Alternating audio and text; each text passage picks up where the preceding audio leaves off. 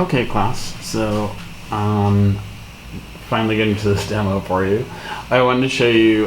This is a project that you can do in your sketchbook, and I also want you to upload it to this discussion that I placed in this discussion in this module.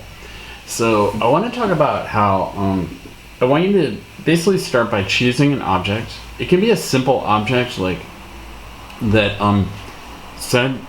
displays a straightforward form. Like I have this little bus squeeze toy, and it's basically a rectangle, right? Or a rectangular prism rather. But it's also got wheels, so it's got there's an opportunity to draw these cylinders on it.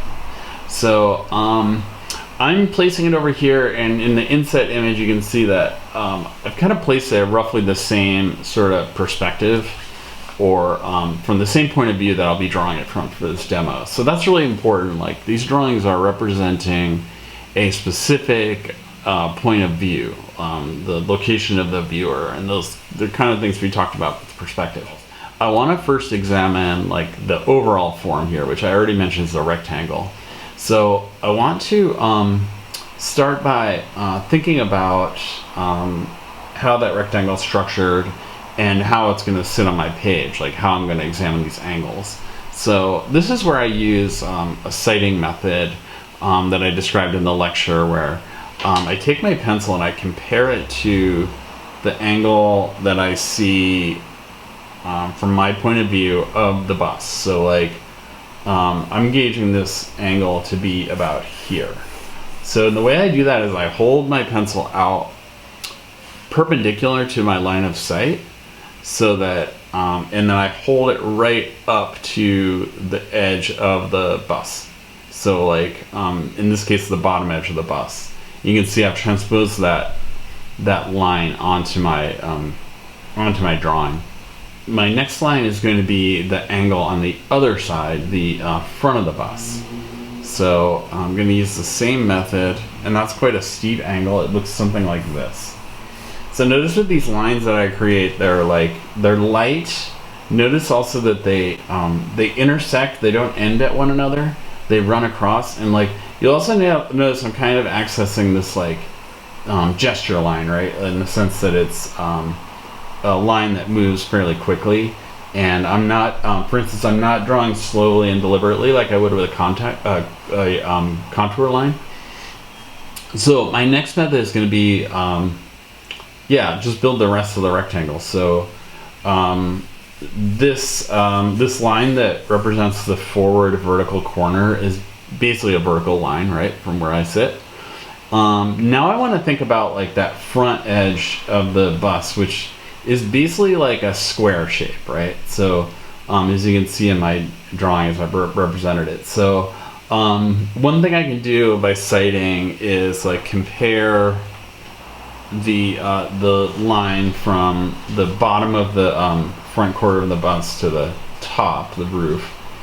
It's gonna be about like that, and I'm going to transpose that same measurement over here. Again, vertical line for that outside, and then a line that's essentially parallel to the forward line of the bus.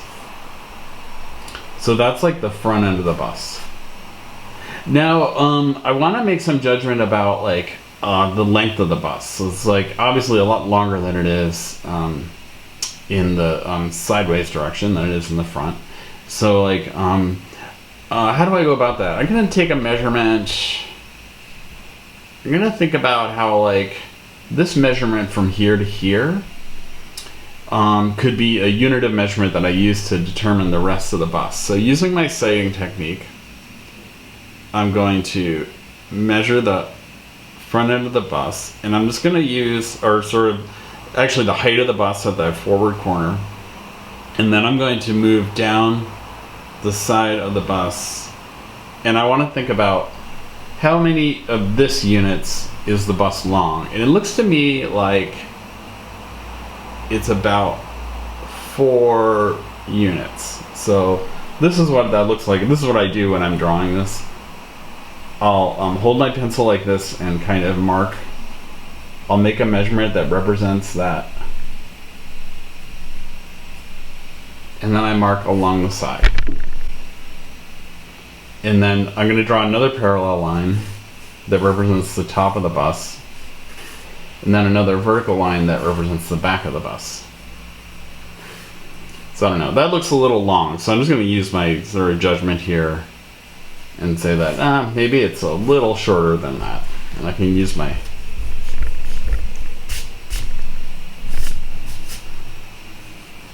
eraser to fix that. And again, this is a vertical line, so it's a line that's parallel to the sides of the picture. Another line that is the same angle as this side of the bus. So like lines that are parallel. So I feel pretty confident that that's a good representation of the shape of the bus from my perspective. So now I'm going to do some stuff like I want to figure out where these wheels are. So also to help me with this, I could think about this whole structure in terms of a transparent rectangular prism rather. So it looks something like that to me. Like it's almost like this back line that I don't see is in line with the front line of the roof. That's going to help me think about where the wheels go.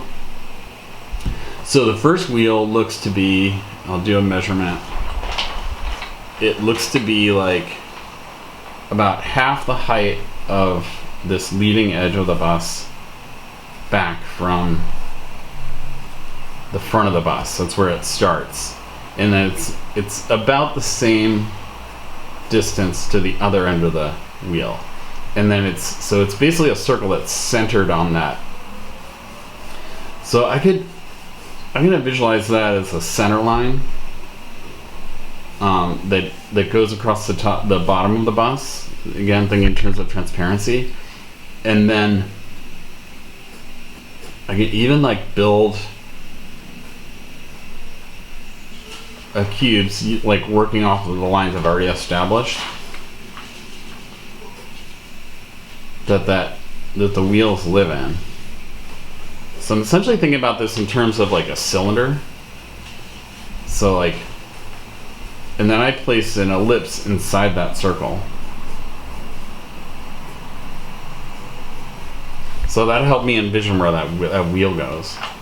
I'll do the same thing in the back. It looks like it's about the same distance from the back of the bus and the same distance again to the front. So the center of the front of that wheel well.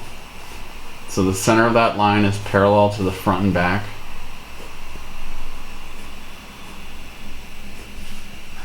This line will actually be equal, right? So it'll be parallel, the bottom edge of that wheel will be parallel to the bottom edge of the bus.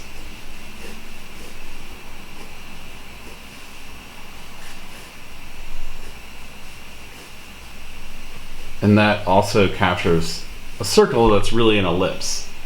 You can see the important part of that, like in the view of the bus, is like this little bit here, this little edge of the wheel that returns back into the bus. There's another wheel, there's another circle inside that we draw as an ellipse.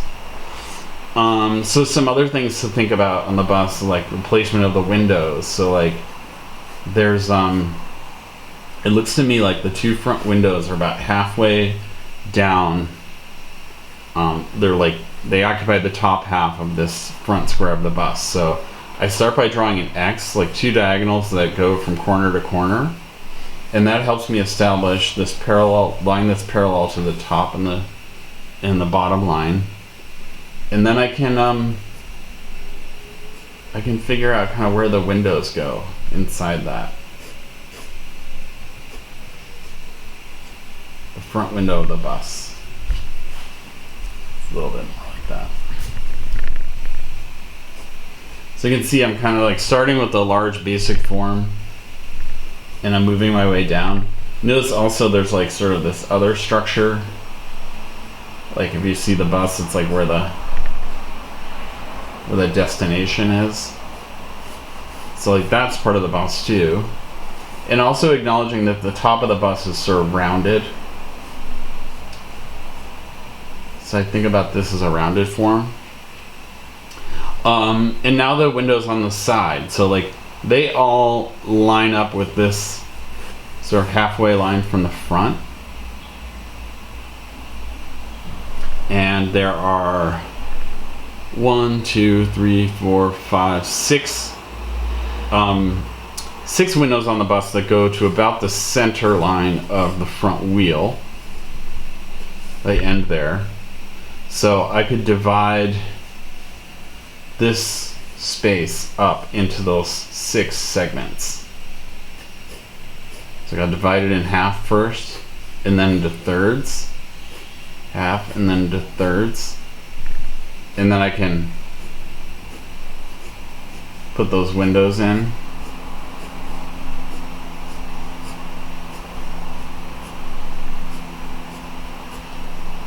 So I'm always thinking about, in terms of like relational proportions, there's a small window here, and then there's another small window here. There's also a bumper on the front.